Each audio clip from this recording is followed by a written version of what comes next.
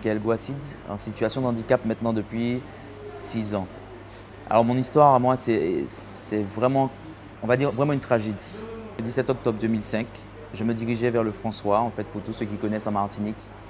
Je me dirige vers le François, j'arrive dans une intersection, il y a un camion sur la droite qui ne marque pas son stop, qui freine 1 mètre après le stop. La voiture étant derrière ce camion s'empresse de doubler par la droite et me percute. J'arrive 15 mètres plus bas, je fais 1 mois de coma, 1 an et 9 mois en centre de rééducation, mais après mon coma, je découvre qu'il me manque cette main gauche, ma jambe droite, et je suis paralysé à 80%.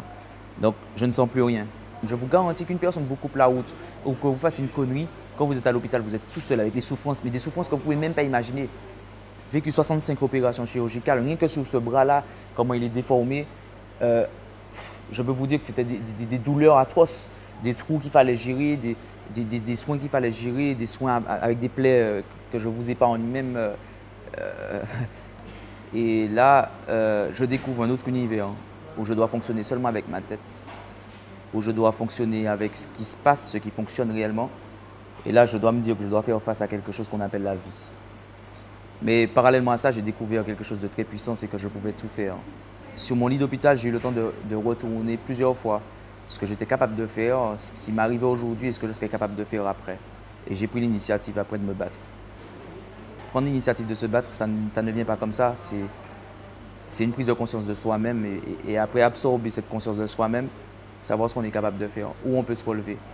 Cet accident m'a ouvert les yeux sur pas mal de choses. Maintenant, ça devient quelque chose d'extraordinaire. Et quand je dis quelque chose d'extraordinaire, c'est qu'à partir du moment que vous savez où vous êtes, ce que vous êtes capable de faire, parce que vous êtes relevé après cet accident, vous n'avez pas peur d'affronter la vie, parce que vous connaissez. Aujourd'hui, je suis conscient de moi-même. Je suis conscient du bras qui me manque, de ma jambe qui me manque. Je suis conscient de mon fauteuil. J'ai une perception de moi-même dans mon fauteuil, mais loin de là de me lancer une fleur ou une espèce d'ego de soi-même, c'est une pure conscience. Je ne parle pas là d'ego où je suis fier de ma personne, non, c'est pas ça. C'est une conscience de soi-même. Se dire, aujourd'hui, je me suis relevé là où tant de personnes ont foulé ce sol, justement, cet accident, et se dire que c'est fini, je dis que c'est pas fini. On peut encore se relever. Vous savez, dans l'accident, il y a 2 choses à comprendre. C'est soit on meurt, ou soit on vit. Mais quand on vit, il y a tout à gagner. Qu'il nous manque un bras, une jambe, qu'on soit en fauteuil roulant ou qu'il en manque le tronc, dès qu'on a sa tête, c'est le principal actif de l'homme.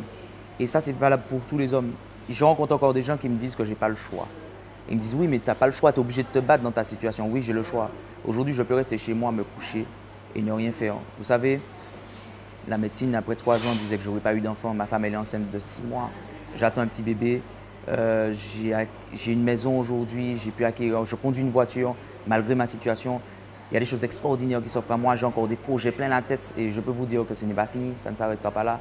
Je suis conscient de moi-même aujourd'hui et c'est ça, c'est ce qui me maintient vraiment, quoi.